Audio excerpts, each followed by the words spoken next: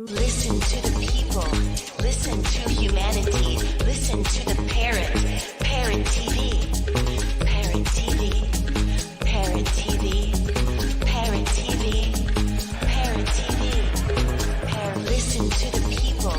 Listen to humanity. Listen to the parrot. Parrot TV. Parrot TV. Parrot TV. Parrot TV. Parrot TV. Listen to the people. Listen to humanity. Listen to the parrot. Parrot TV. Parrot TV. Parrot TV. Parrot TV. Parrot TV. Parrot TV. Parrot TV. Parrot TV. Parrot TV. Parrot TV. The Literary Corner.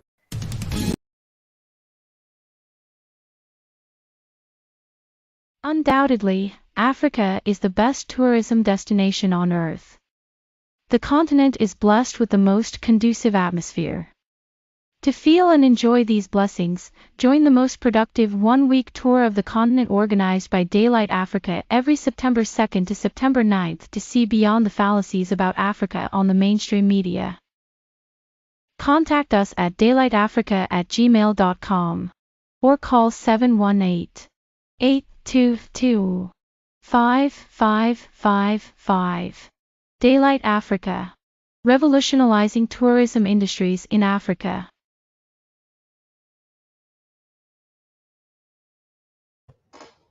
Hello, welcome to World Inkers Network, and I hope you're viewing and subscribe to our channel today. We have Damon Freed, and he will be discussing his new book that's on Amazon right now called 46 Scary Good Poems. We're going to get a little insight into his mind. He's also a painter as well as a writer and poet, and I'm going to bring him on the show here, multi-talented gentleman.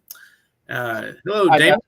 Nice to see you again. You've been on the show before, so if anybody was curious, just do a search on there and find some of our previous dialogues, and they'll find that interesting. So tell us a little bit about the process of putting together 46 scary good poems. That's an odd number. Why 46? Why not 106 or something? So, yeah, that's a great question.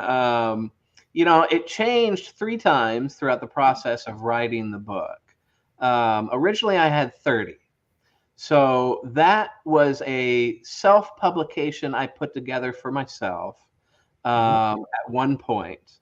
I didn't know then how good it was going to be. And I don't want that to sound arrogant, but because it's not. It needed more. It wasn't ever conclusive in my mind at the time.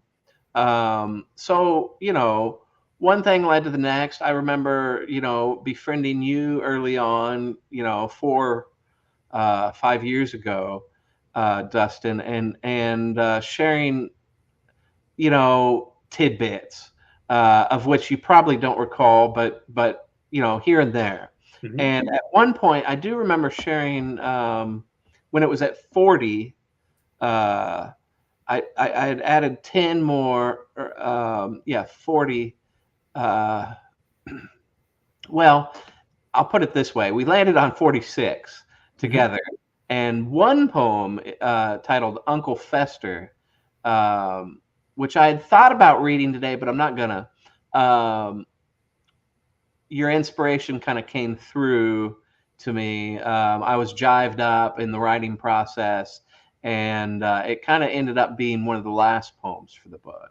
So I'll let readers discover that if they pick up the book, But so because we haven't had this conversation yet, Uncle Fester, that one was co-written with Dustin in the back of my mind. I've read it. I've read. Yes, he's a ghostwriter. That's the quote unquote ghostwriter for that poem. Perfect for Halloween and scary good poems. That's excellent. So yeah, well, and then it's funny because not all the book, not all we talk about scary stuff, but they're not all scary. Very few are. If I was to be candid in this moment, but some, go that way, but most aren't scary. But they are a little funny in that, and peculiar in that way, because you can't avoid, when writing about Halloween, words, so heavily associated with Halloween, like ghoul or I think there's a poem in there called Chump Change, which alludes to a publisher of Mary Shelley's Frankenstein, a cheap version, but the entire publication was Mary Shelley's Frankensteins, and the publisher was Chump Change, and which cannot be trusted. But that's my niece, who in my mind I was calling her Chump Change, and in parentheses the title is also a ghoul. So there you have it. There's 2 poems in the book, one pertaining to my nephew, Gray, Owen Sizemore, and then my niece, June. And so, yeah, there's personal tidbits in there, a lot actually, of and that's my style of writing. I tend to err on the side of myself. I'm not one of these poets, who writes about climate change, or and if I do, if I were to, it would be a stretch. It would be. I tend to avoid, at my best, I tend to avoid social issues such climate change isn't necessarily topical. We've been talking about that for a lot of years. There you have it.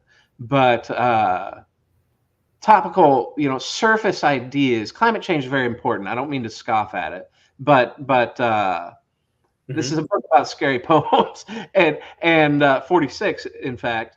Climate change is scary. and some are more personal than others, in a nutshell. And some are more scary than others, in a nutshell. Very few are frightening. But my answer, if I were to answer myself, I guess, and I'll let it go here. I write personally about personal issues because, one, who do I know? I don't know anybody better than me, to be frank. And are you Frank or Damon? To be Damon. And you're right. Thanks for the correction. Frank was my grandfather. Okay. And to be candid, also, in my paintings, I have written in the past, and my poems apply here too, that I avoid topical issues for the sake of the read of the poem. I want the poem to come across to the viewer in a personal way, so they can transform that, instead of taking a direct viewpoint from it.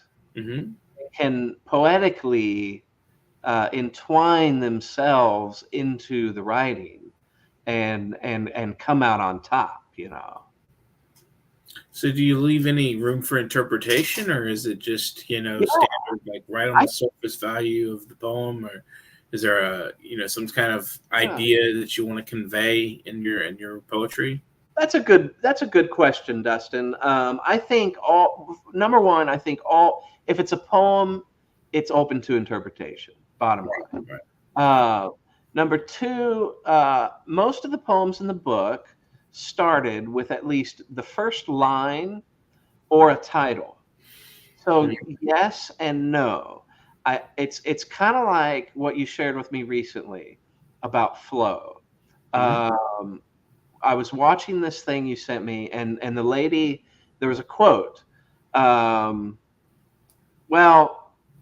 you're picking stuff out of the air, and you latch on to a title, and you go with it in a and it either you land the poem in a sensical manner of speaking, wherein that becomes your theme for the entire poem, or in my case, oftentimes it becomes tangential.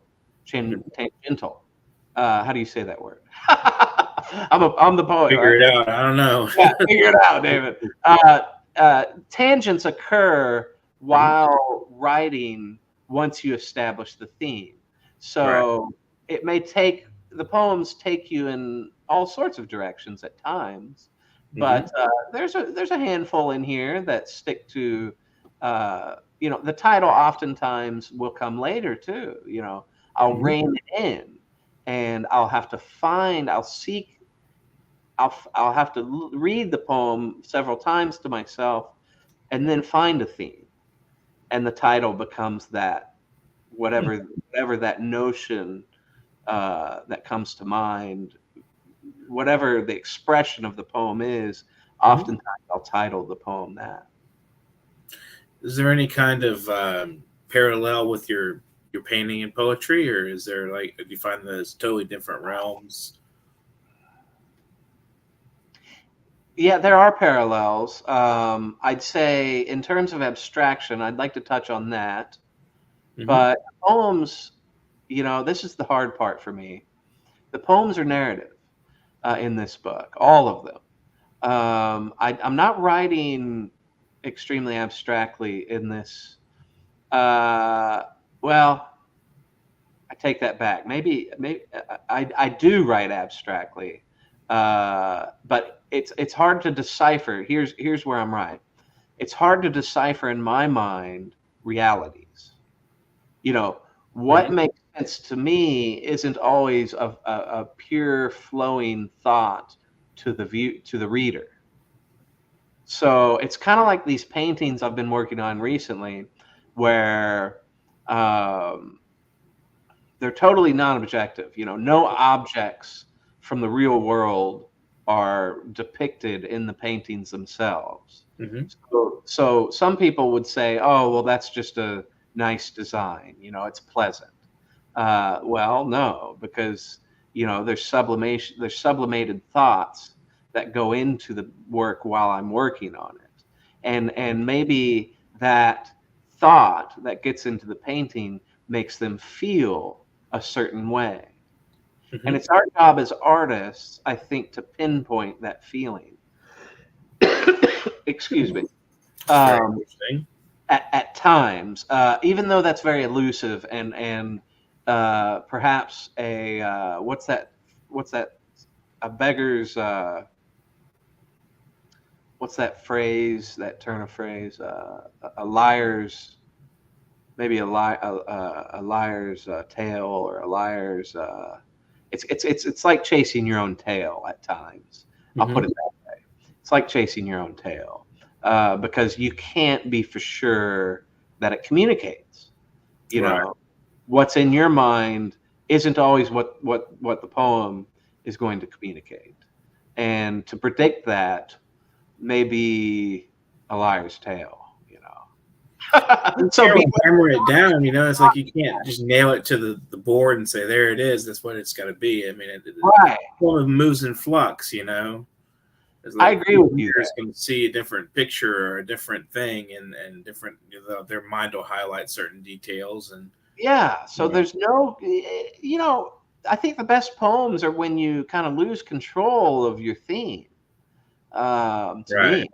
Yeah, I mean, surprise yourself at the end and realize. Yeah, absolutely. I have a good friend who's a poet out in California, Stuart Krimko. This guy mentored me for a long time, and I give him that credit. He probably wouldn't accept that, but it's probably too much of a burden for him at this point. I mean, he has kids after all, but he's a great poet. And look into his work. He said truth is always a surprise. I mean, he gave me that tidbit once, and And I've quoted him, and I believe that. I believe truth is often a surprise. Yeah. And what is the, and speaking of surprise, and Yeah. Halloween coming up, and you've got 46 scary good poems. What Right. poem? Do you have a poem in there that's like one of your favorites? You're like your child, like you just really felt like you raised the poem.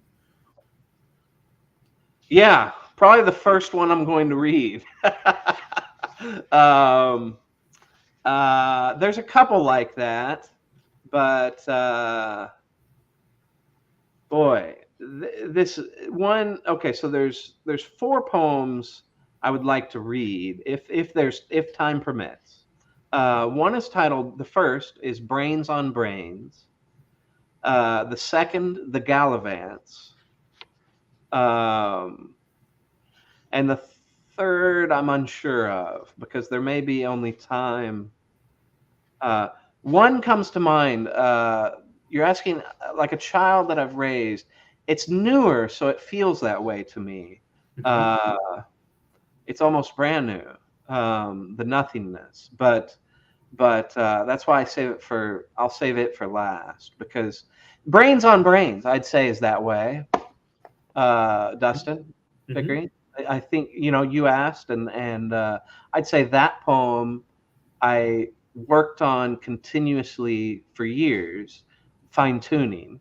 Yeah. So you have to discipline your children at times, right? Yeah, you have to kind of Whip 'em to the shape it like cake. it's clay. Yeah. You can move it and mold. You can move it in one direction or another and see where it takes you. It's like the road not taken. Absolutely. Yeah, it's a very interesting process. So, I have a poem titled "Inspiration" for John Ashbery, okay. where I land the poem in the end, hopefully, to some readers, anyways, to my readership. But yeah, I quote a line from "The Road Not Taken" by Robert Frost in the end of that one. That one took time, a lot of time to write, but it's not in this book. That's in Go Forth. Right. Which is another book we published recently. So yes. Take a look for that one. Go Forth, Damon Freed, and that's another book by Damon. Would you like me to read this Brains on Brains? We'll do that after the break. Yeah. But, we have a little bit of time. I want to kind of segue into your art, to your painting. Okay. So when did you start painting? I mean, in terms of when did you start feeling like your work was actually about the process rather than, like you started to realize this is what I am? Was there a moment or was it just something that always came natural? Something rang true to me recently. You know what? A crack rock was presented to me in my bedroom of all places at my house. And by my brother. Well, a friend, technically a friend of his. His name was Matt Sanders. And he presented me with a piece of tinfoil, and inside of that was a crack rock, a real live rock of crack. I told him to get the hell out of my house. I said, leave now. That was that. I turned my life around.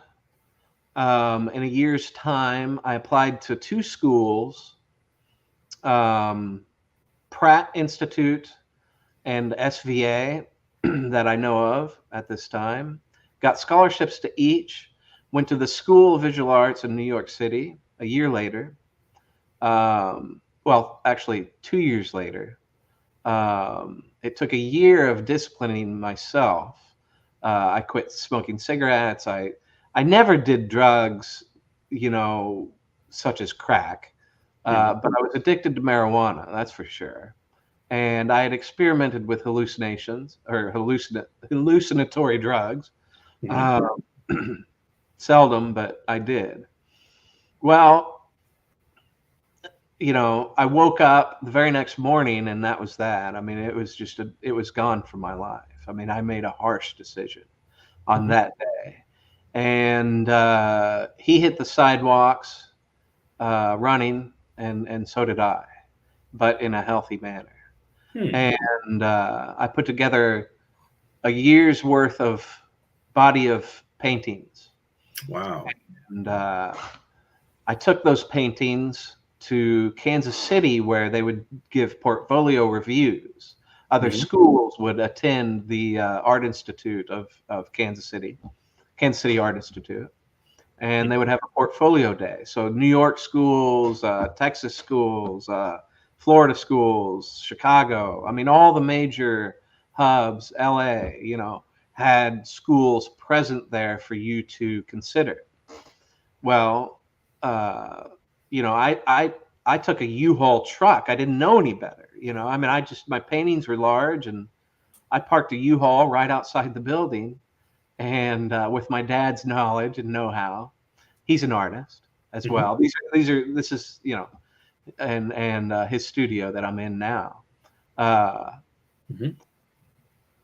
And they came down, and at Pratt specifically, I remember Eric Swangstu, God save him. He passed, 3 or more years ago. He gave me a scholarship, and he was blown away. He told that story for years on me about me taking the U-Haul to Kansas City. I'm thankful, Well, long story short, I went, and I think that's when I became an artist. Was the day after. The day after that, the drugs were presented to me as an offering, and me turning them down, I was an artist in that moment. And that's what artists have to do.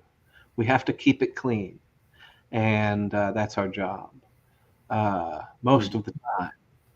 You got to relax. I mean, God forbid you have a beer on the weekends, but you know what I mean. I mean, it's a hard world out there, and I don't want to get on here too preachy and say I haven't done my fair share, but because I have, but not in a long time. You see what I mean? I mean, it's been years gone without, and addiction is fierce in my family. My brother.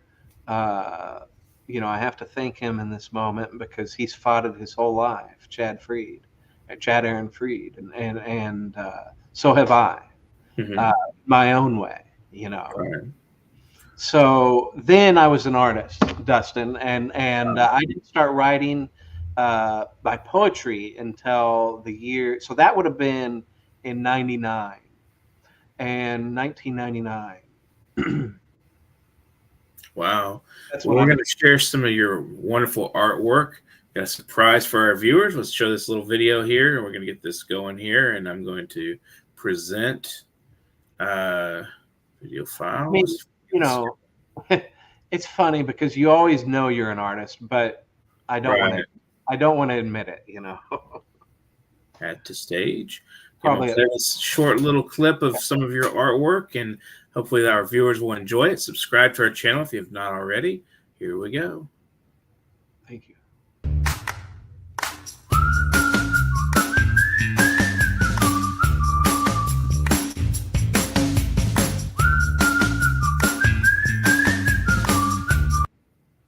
Play it again. Take a look and have a enjoy it.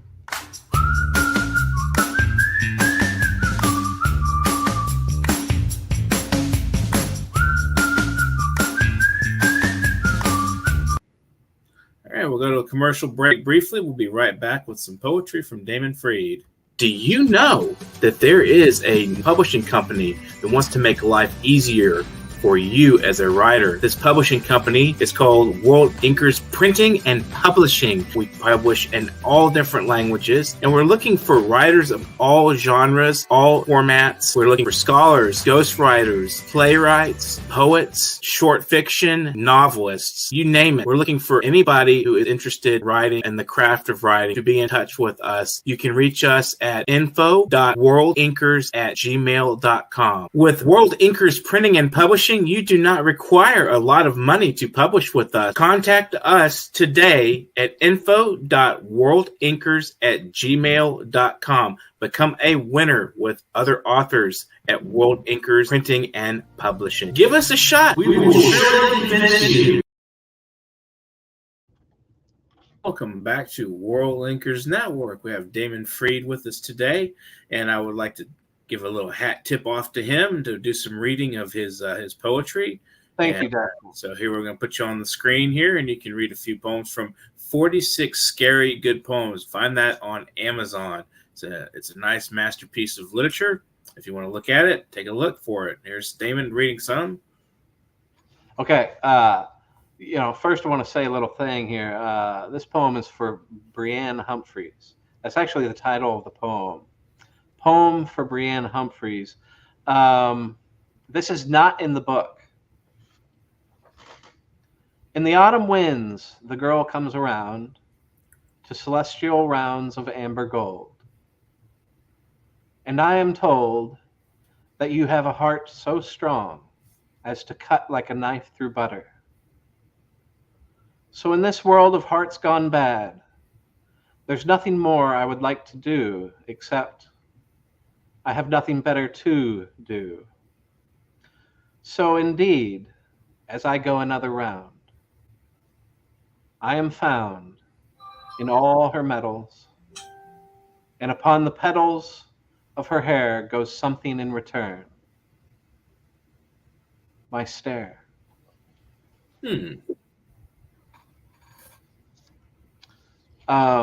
So it's a fall poem, an autumn poem for her. Mm-hmm. Here's Brains on Brains, Dustin Pickering, and to the audience, I wish you well from here on. I will tell you what's darker than black, than any fortified castle in history attacked, than any brains hath gone before. 'Tis my brains upon this studio floor. Once she calls upon the haunted winds, imagining my eyes and filling them in with nature's brilliant and odd hallucinations. For she wants me dead and fortified with stone-bound bones, buried and unglorified. And though she holds a doll that looks like me, it is she, her simple projections, her midnight glances of past reflections, her lake gone still as the mirrored glass. And that's why I take these pills, so I will last, to exorcise the demons from my past, so I may outlive her existence at last. But oh, there are so many angry miles to go, and oh, don't you know the winds they groan? 'Tis the beautiful world that seethes and moans, and vexed too am I by it.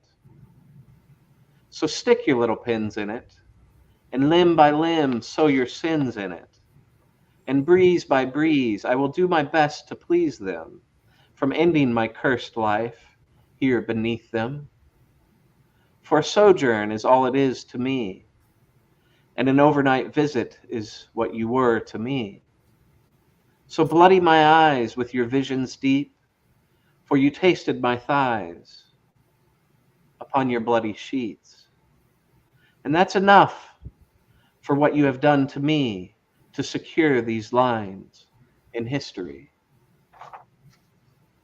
Thank you. Thank you all. The Gallivants. Upon the breezes of children running by, I sat in my chair upon high. I sat and watched them come and go, in and out, and to and fro. One day I drew, and then I cried, from my doorstep upon high. My mustache grew and my beard did glow beneath the lights from to and fro. In and out of that screen door glow, the door would swing and I went down low for the aspen hills that sat below. And on the faces of limbs fallen low, a woman, a witch, and then a clown, as my smile would twitch and turn upside down. Or they were alien faces staring at me from the trunks, from the aspens there just beneath our bunks. And they would blankly stare into our souls while my sister's children inside were ghosts. And the pictures I scouted told a story of love, but what in the hell came down from above? For upon my sheets and in my room was a Puritan man and a Puritan tomb. And on the closets were locks of steel, but who would go there just to feel? A Puritan does what a Puritan can when turning from one into a man. And all the while lonely I was, with families watching from above. A horror of children, a horror of love, a bastard gone, and a bastard in love. A drawing with a child, a host, June at the table with Kevin up close. Ritualistic cleaning of sheets and clothes. A closet, a drawer, my laundry in troves. A murderer, a butcher, a witch, a ghost. Hemingway in Puritan-style clothes. Or Jesus in cloth and robes. Was it him or I or the painting on the wall? Or was it the ghosts? Or was it simply the place? Because God was there watching, sitting, standing, drawing, and painting, while I was simply his host, dangling, sitting, sipping from hope, trying to climb back up my rope. And one day the deputy came up close. Him and I departed with hope. So I sit in my chair these days and write, in hopes of seeing him, God, again up close. And now I have these wings and talons and grayish clothes. Am I a gargoyle or a ghost? Or am I the Archangel Gabriel? Or am I a simple host? For gray I am and gray I go, through the galaxies, to and fro. Yes, I am neither a host or myself. I am Jesus in Puritan clothes. Thank Hmm. Very interesting.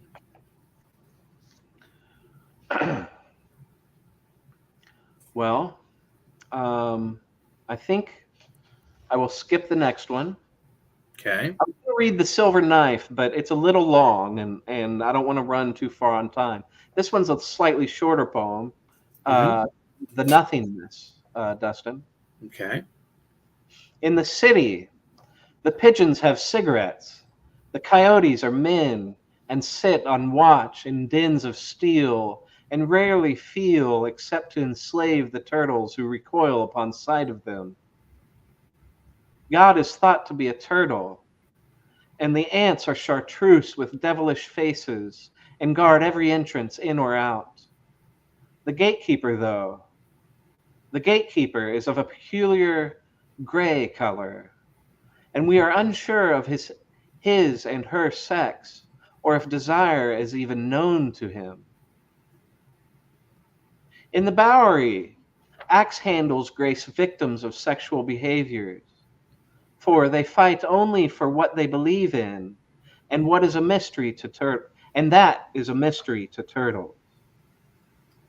Yet it is said that one turtle, or hare, we are unsure, spoke upon the wind at some costly hours of demise. Yet confused as the animals, vicious and social, have been, it pierced every mind with what is said to have been a poison beyond comprehension, and what was whispered that day has softened them. Yet is repeated only once in a while so as to curse, it is said, the ailments of the human race.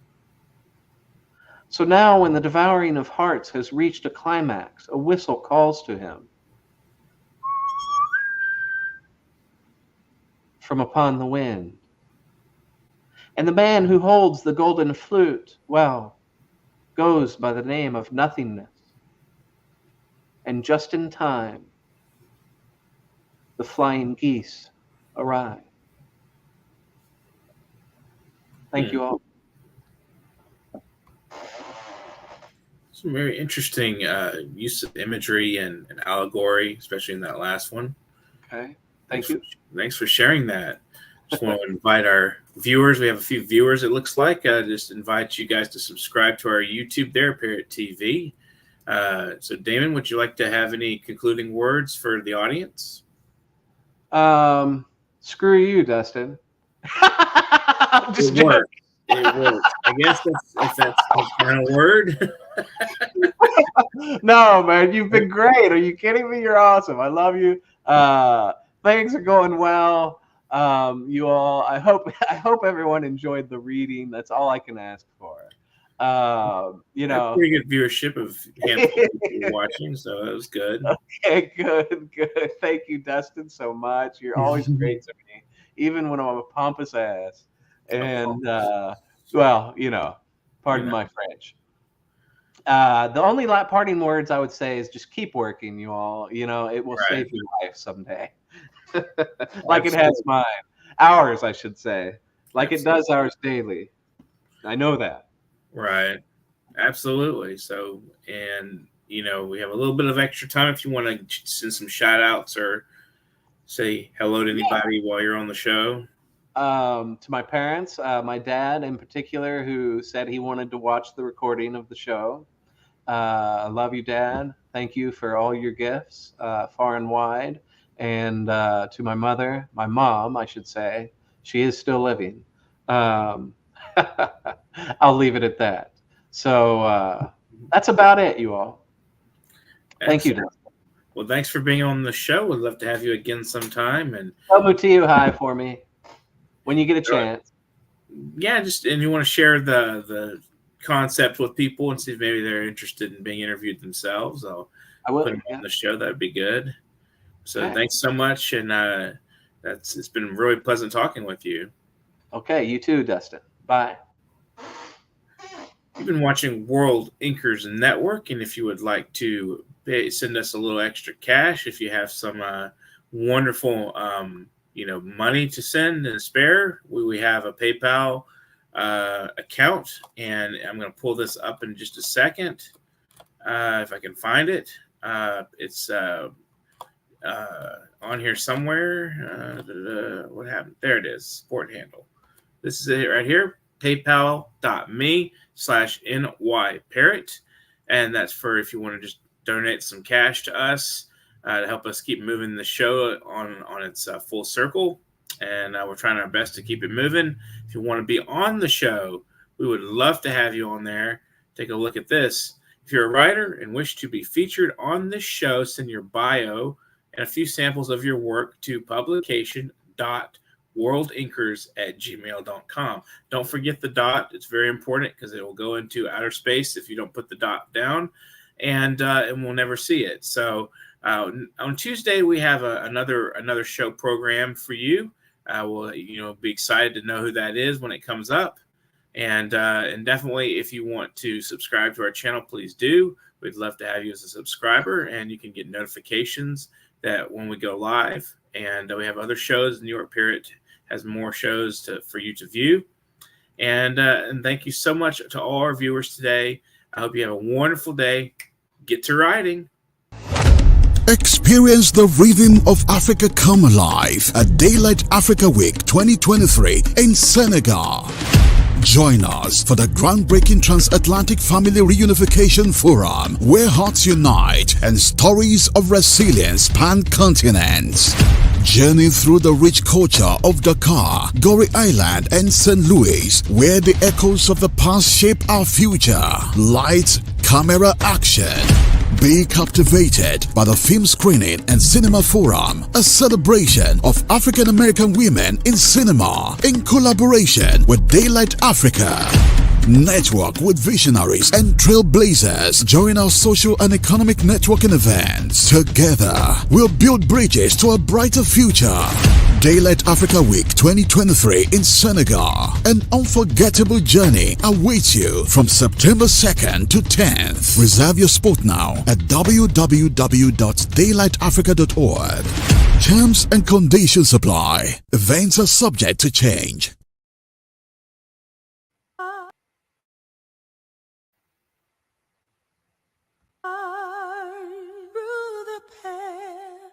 Listen to the people. Listen to humanity. Listen to the parrot. Parrot TV. Parrot TV. Parrot TV. Parrot TV. Parrot TV. Listen to the people. Listen to humanity. Listen to the